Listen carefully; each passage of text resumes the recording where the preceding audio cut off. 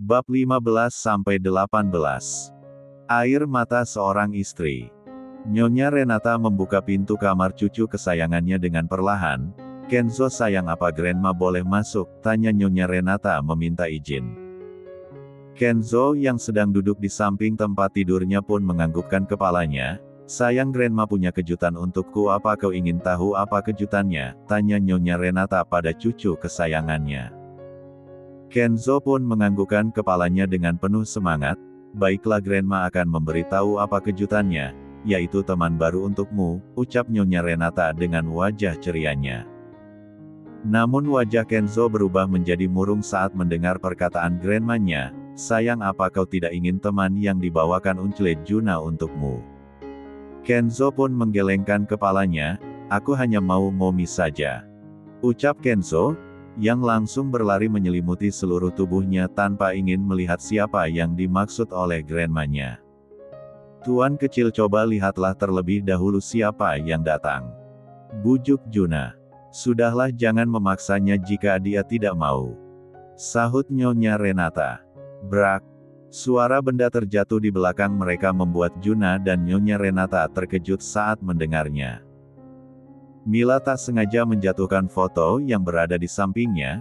Dengan cepat Mila mengambil foto itu dan merapihkan pecahan kacanya. Namun saat ia membereskan serpihan kaca itu, Mila melihat sepasang sepatu pantofel berada di hadapannya. "Apa yang kau lakukan dengan foto istriku?" teriak seorang pria yang berada di hadapannya. Suara bariton itu membuat Mila bergetar ketakutan.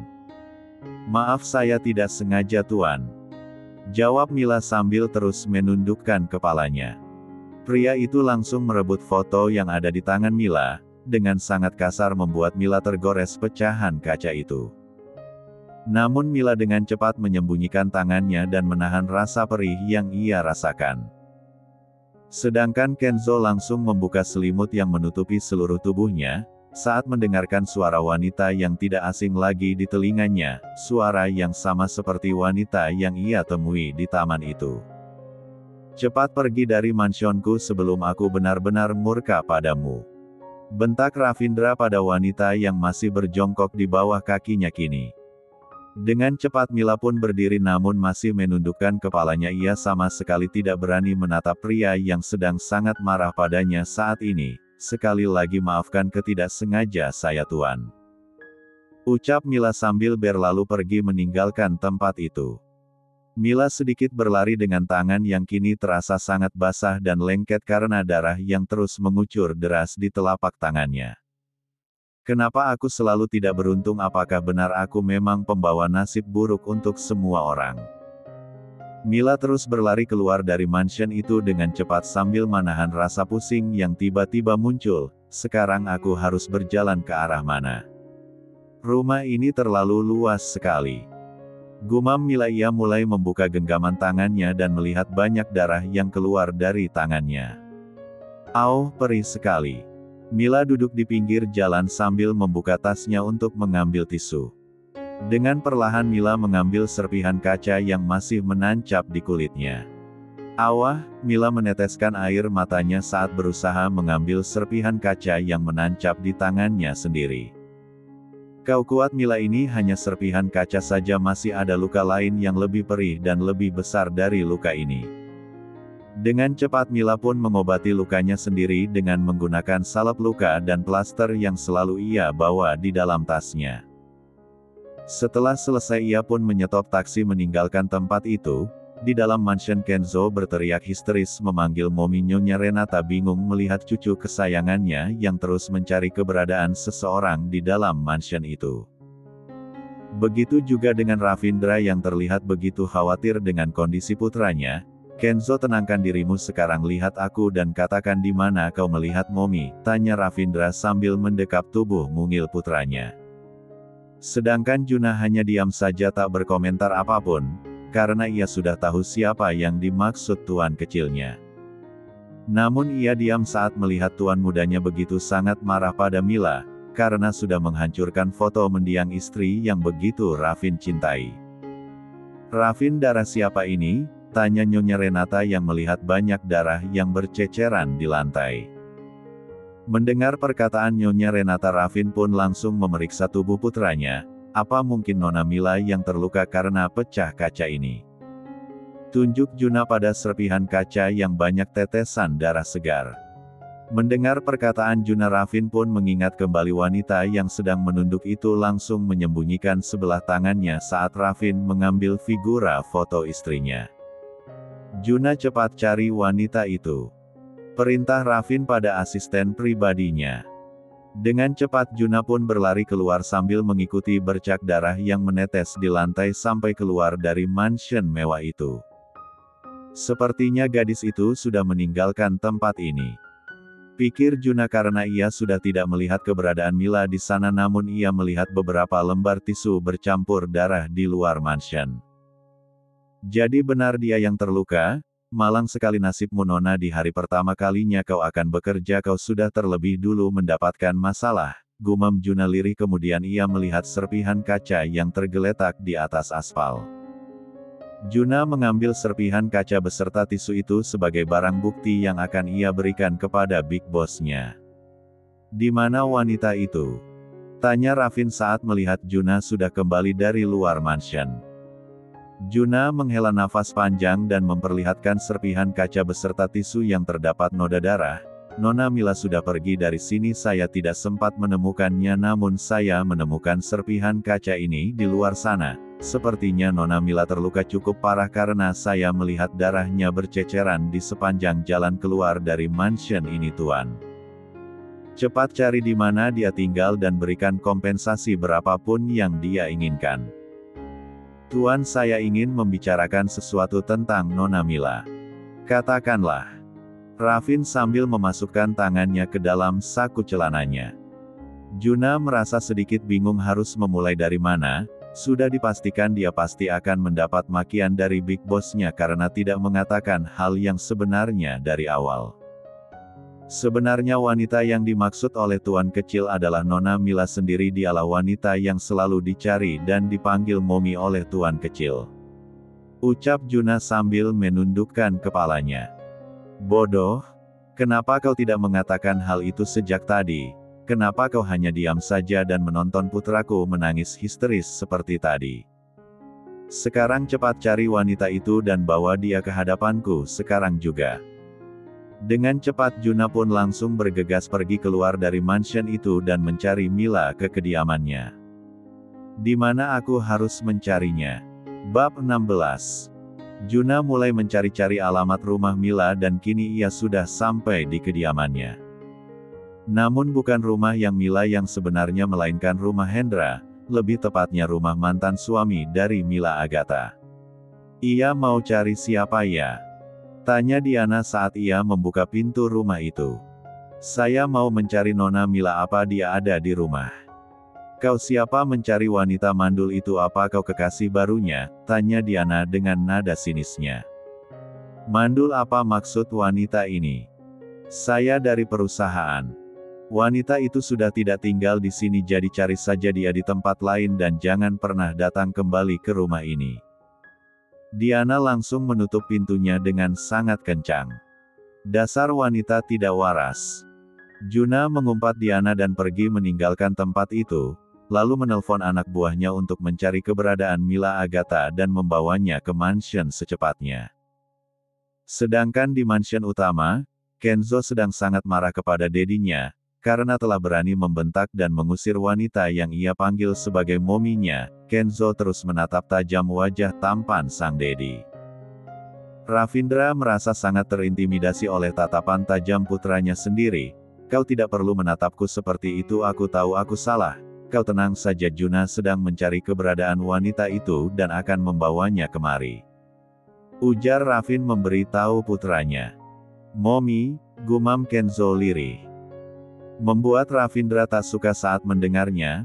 Bagi Ravindra hanya mendiang istrinya saja yang pantas disebut Momi oleh putranya, wanita yang sudah mempertaruhkan nyawanya demi melahirkan Kenzo ke dunia ini dan tidak ada wanita lain yang boleh menggantikan posisi itu. Dengar Kenzo, dia bukan Momi-mu, wanita itu hanya bekerja untuk menemanimu saja. Dan satu lagi momimu hanya dia ingat itu, tunjuk Ravindra pada foto yang berukuran besar terpajang di dinding kamar Kenzo. Kenzo menatap foto yang ditunjuk oleh dedinya namun dia hanya diam tak menjawab perkataan dedinya. Kenzo sayang sebaiknya kau tidur terlebih dahulu jika saat Nona Mila datang Grandma pasti akan membangunkanmu. Bujuk Nyonya Renata pada cucu kesayangannya. Kenzo pun langsung menganggukkan kepalanya dan menuruti apa yang sudah diperintahkan oleh grandmanya. Sebelum pergi ia menatap sang dedi dengan tatapan permusuhannya sedangkan yang ditatap masih sibuk dengan laptopnya. Nyonya Renata menghela nafas panjang melihat putra dan cucunya tak pernah bisa bersatu seperti minyak dan air. Setelah melihat Kenzo sudah masuk ke dalam kamarnya barulah Nyonya Renata menghampiri dan duduk di samping putranya. Ravindra, sebaiknya kau lebih lembut pada Kenzo, dia adalah putramu bukan teman bisnismu, dia belum terlalu mengerti tentang kehidupan dan kematian, dia hanya butuh perlindungan dan perhatian seorang ibu. Ravin, sebaiknya kau segeralah menikah kembali agar Kenzo mendapatkan kasih sayang seorang ibu, dia sangat membutuhkan itu semua dan... Ravindra langsung memotong perkataan Nyonya Renata dengan sedikit menaikkan intonasi suaranya. Karena ia sangat tidak suka saat Nyonya Renata menyuruhnya untuk menikah kembali. Cukup Mom, aku tidak ingin mendengar apapun lagi, bagiku hanya Anggun istriku dan tidak ada siapapun lagi yang bisa menggantikan posisinya sebagai istriku. Setelah mengatakan hal itu Ravin pun memilih untuk pergi meninggalkan mominya yang duduk di sana. Tunggu Ravin. Ravindra pun menghentikan langkahnya dan menoleh kembali ke arah mominya yang kini sedang berjalan ke arahnya. Ravin cobalah untuk mengerti tentang perasaan Kenzo yang begitu menginginkan kehadiran seorang yang ia panggil momi di hidupnya. Nyonya Renata berbicara dengan sangat lembut pada putranya berharap akan mengerti dan memahami apa yang dibutuhkan cucunya saat ini. Momi tidak perlu khawatir, Kenzo pasti akan terbiasa dengan hal ini nanti, ucap Ravindra lalu berjalan meninggalkan Nyonya Renata yang kini menatap putranya menaiki tangga. Harus bagaimana lagi aku membujuk Ravindra agar mau mendengarkan kata-kataku dan mengerti tentang kesedihan putranya sendiri. Nyonya Renata menghela nafas panjang dan duduk kembali di sofa sambil memijit keningnya yang mendadak pusing. Sedangkan di kamar Kenzo masih menunggu kedatangan Mila dengan perasaan gelisah. Ia sangat takut jika wanita yang dianggap sebagai mominya itu menolak datang kembali ke mansion setelah apa yang sudah dedinya lakukan. Momi, datanglah, ucap Kenzo dalam hatinya sambil memegangi coklat yang pernah Mila berikan padanya hari itu. Di tempat lain, tepatnya di rumah sederhana peninggalan orang tua Mila. Ia sedang duduk di kursi sambil memijit keningnya karena terasa begitu pusing. Ia merasa badannya sedikit lemas saat ini. Kenapa badanku terasa sangat lemah dan tidak bertenaga seperti ini ya, apa mungkin karena luka ini? Mila menatap tangannya yang kini sudah dibalut dengan plaster. Sekarang aku harus segera mencari pekerjaan lainnya karena mungkin saja Pak Juna langsung membatalkan kontrak kerja ini secara sepihak karena tuan kecil mereka tidak suka padaku, ucap Mila dalam hatinya. Kak, kau sudah pulang? Bagaimana interviunya, apa semuanya lancar? Tanya Mia sambil yang tersenyum menghampiri kakaknya. Mila pun tersenyum menyembunyikan semua luka dan kesedihannya yang ada di hatinya. Semuanya lancar dek, tinggal menunggu waktu dipanggil saja, ucap Mila yang terpaksa berbohong kepada adiknya, karena ia tidak mungkin mengatakan hal yang sebenarnya pada Mia dan membuatnya kecewa. Syukurlah kalau begitu. Ya sudah, kakak mau masak dulu, kamu pasti lapar kan? Dengan cepat Mia menganggukkan kepalanya. Mau dibantuin gak kak? Nggak perlu, kamu mandi aja sana. Mia mengacungkan jempolnya pada Mila. Oke deh kalau begitu. Terima kasih ya kak. Mia pun pergi meninggalkan kakaknya sendirian di dapur dengan bahan-bahan masakan yang akan ia masak. Mila menatap cumi-cumi yang akan dia masak saat ini terlintas di ingatannya tentang Hendra yang begitu sangat menyukai cumi saus tiram buatannya. Mas, apa kamu mengingat masa-masa indah yang sudah kita lalui bersama? 11 tahun sudah kita melewati masa-masa indah itu.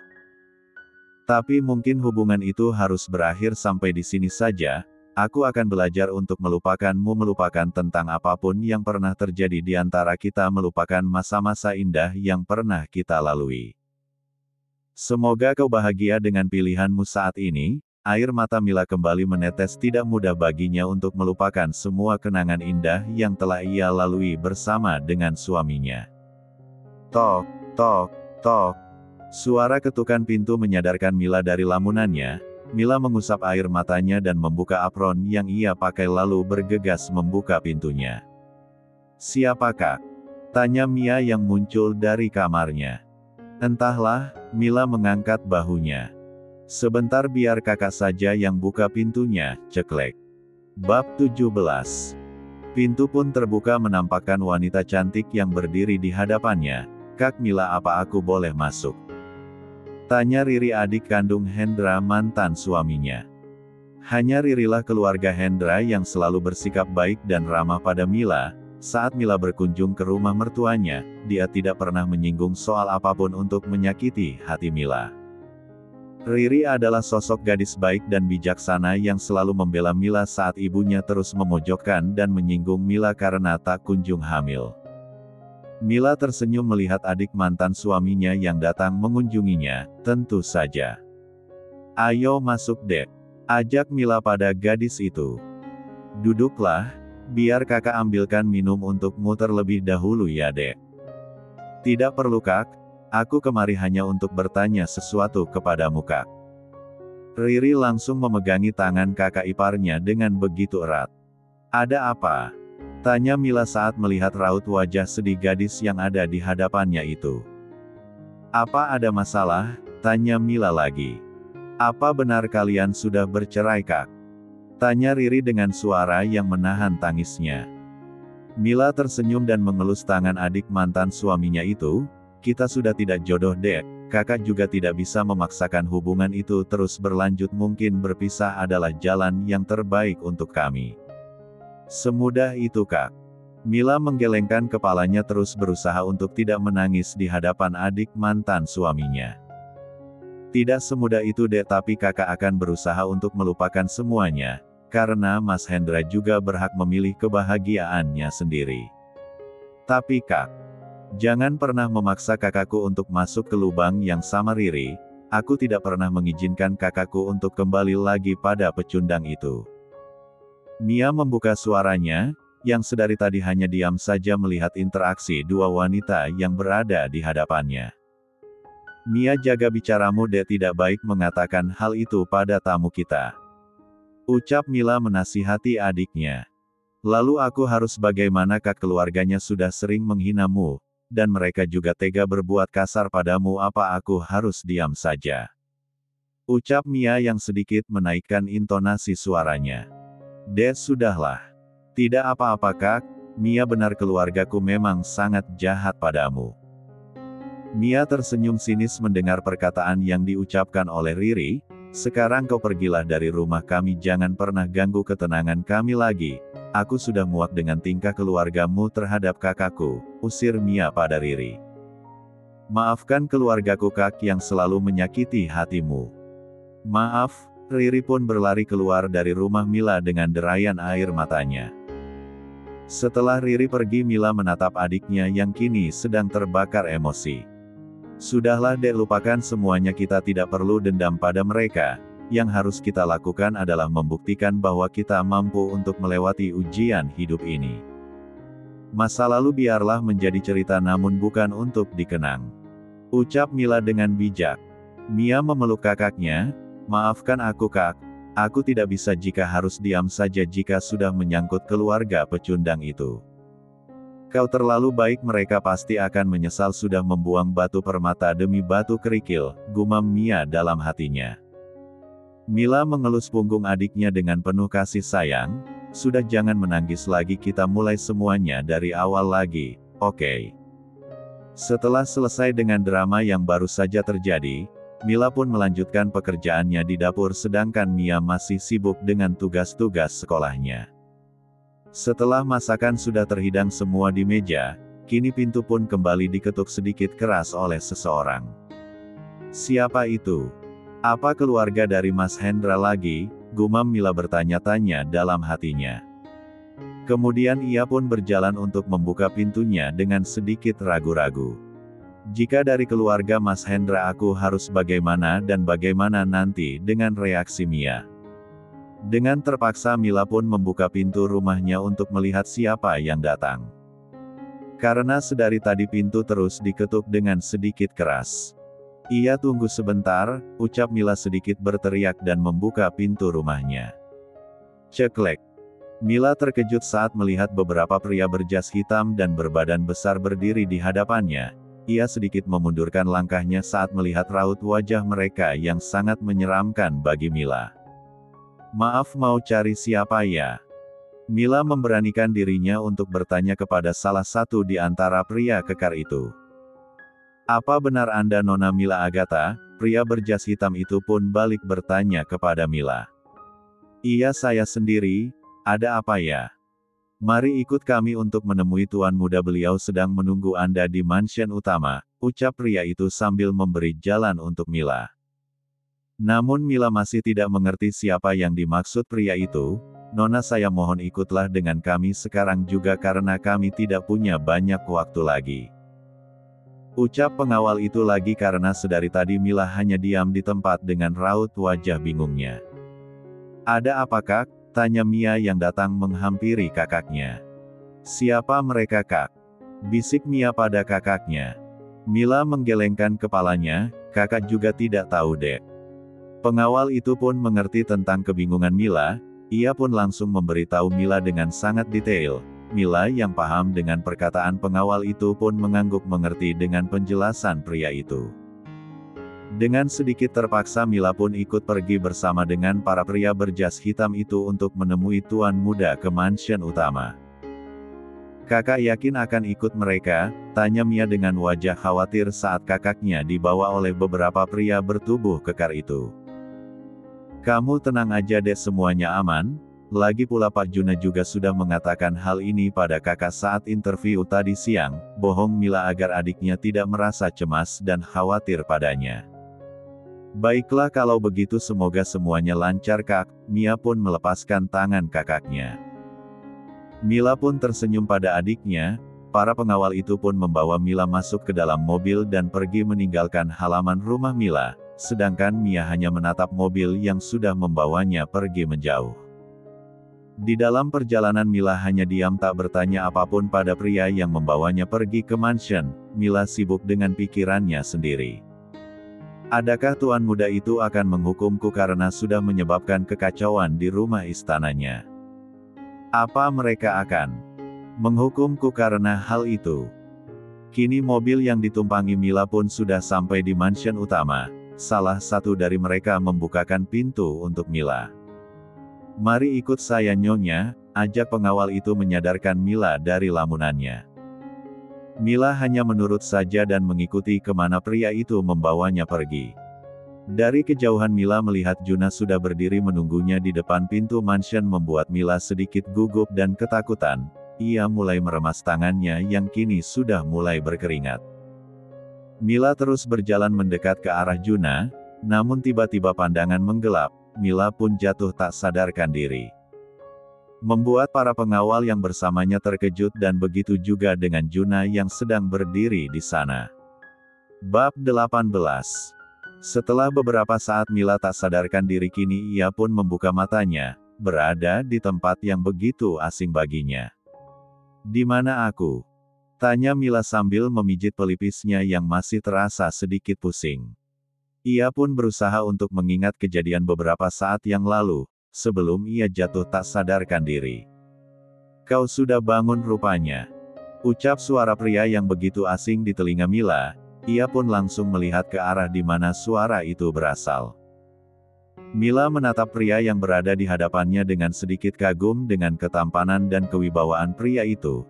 Namun detik berikutnya Mila menundukkan kepalanya saat melihat tatapan elang yang begitu mematikan. Kenapa kau tidak menjawabku? Tanya pria itu dengan nada dinginnya. Saya sudah baik-baik saja tuan, maaf bila saya sudah merepotkan Anda. Jawab Mila sambil terus menundukkan kepalanya. Pria itu hanya melirik sekilas dengan tatapan penuh kebencian pada wanita yang ada di hadapannya. Dengar, aku menerimamu untuk menjaga dan melayani putraku karena dia menyukaimu, tapi kau jangan bermimpi untuk menjadi ratu di rumah ini. Sahut Ravindra dengan sarkas. Lalu ia pun meninggalkan Mila begitu saja tanpa memberikan penjelasan apapun lagi. Setelah mendengar suara pintu tertutup, Mila pun mulai mengangkat wajahnya. Ia sedikit kebingungan dengan apa yang dikatakan Ravindra padanya. Apa maksud pria itu? Mengapa dia mengatakan hal seperti itu padaku? Tanya Mila dalam hatinya. Di saat Mila sibuk dengan pemikirannya, tiba-tiba ia dikejutkan oleh tangan yang melingkar di pinggangnya. Mila pun langsung melihat ke arahnya. Melihat tangan kecil yang melingkar begitu erat memeluk pinggang Mila. Pandangannya pun kini berpindah pada malaikat kecil yang sedang tertidur pulas dengan wajah damainya. Bukankah dia anak yang pernah memanggilku Momi saat di taman itu? Gumam Mila sambil terus menatap wajah bocah tampan yang sedang tertidur pulas di sampingnya. Mila tersenyum dan ikut tertidur di samping Kenzo. Kini ia pun mulai mengelus rambut keriting Kenzo dengan penuh kasih sayang. Maaf, aku lupa dengan janjiku untuk bertemu denganmu lagi, anak tampan. Elusan tangan Mila kini membangunkan Kenzo dari tidur pulasnya. Momi, seru Kenzo sambil menatap wajah Mila dengan mata yang berbinar. Anak tampan, apa aku membangunkan tidurmu? Tanya Mila sambil mencolek hidung kecil Kenzo.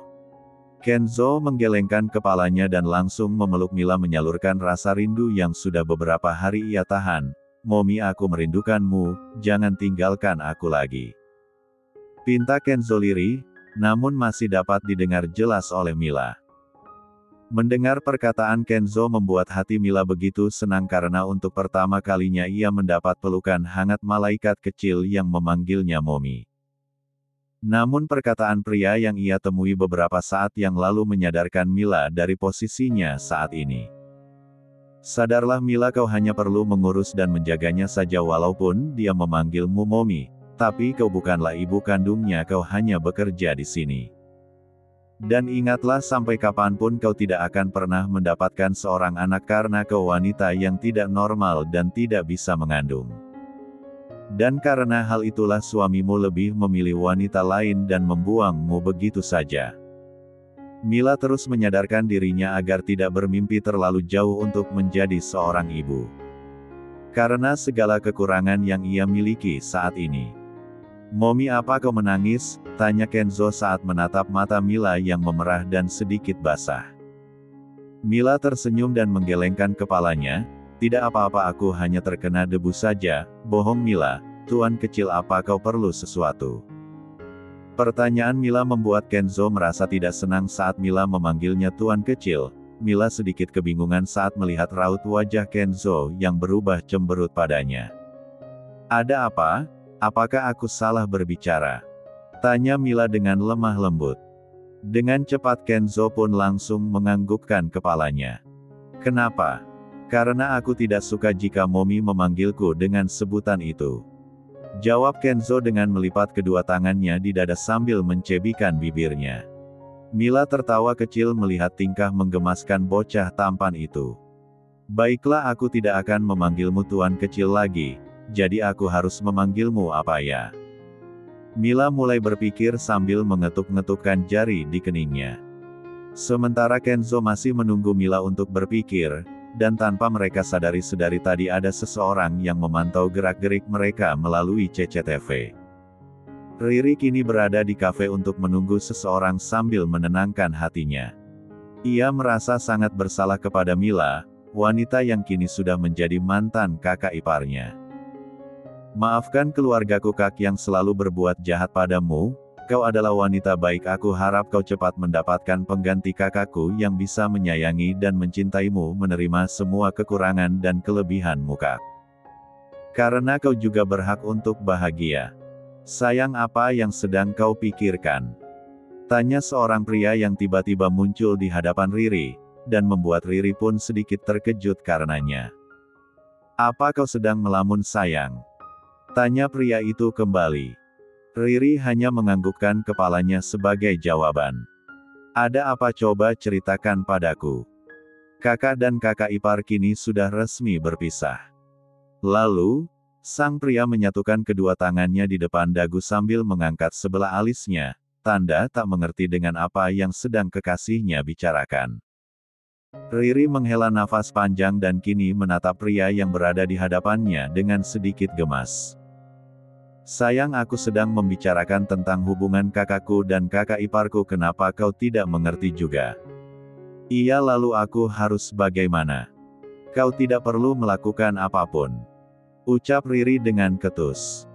Kemudian ia pun mulai menatap ke arah lain di kafe itu. Kini pandangan Riri pun melihat ke arah wanita yang ia kenal sedang bergandengan tangan dengan seorang pria meninggalkan tempat itu. Bukankah itu wanita yang sudah menghancurkan pernikahan Kak Mila dengan kakakku? Dan siapa pria yang bersamanya? Jelas dia bukan Kak Hendra. Sayang, kau sedang melihat apa sih? Tanya Juna saat melihat kekasihnya kini terus memandang ke arah luar. Aku harus pergi sekarang, nanti kita bertemu lagi, oke? Riri pun langsung mengambil tasnya dan meninggalkan Juna begitu saja di tempat itu. Sayang, tunggu. Kau tak bisa langsung meninggalkanku begitu saja di sini. Aku ikut denganmu. Juna pun mengejar kekasihnya karena ia sangat penasaran dengan apa yang membuat kekasihnya pergi begitu saja meninggalkannya. Namun Riri terus berjalan dan sedikit berlari meninggalkan kafe tersebut tanpa menghiraukan panggilan kekasihnya. Sayang, sebenarnya ada apa? Coba ceritakan padaku, tanya Juna saat ia berhasil mengejar kekasihnya. Nanti saja aku ceritakan padamu sayang, sekarang kita cepat kejar mobil itu. Tunjuk Riri pada mobil hitam yang sedikit menjauh dari tempat mereka berada saat ini. Ayo, Juna pun langsung memegang tangan kekasihnya, untuk masuk ke dalam mobil dan mulai mengejar mobil yang ditunjuk oleh sang kekasih.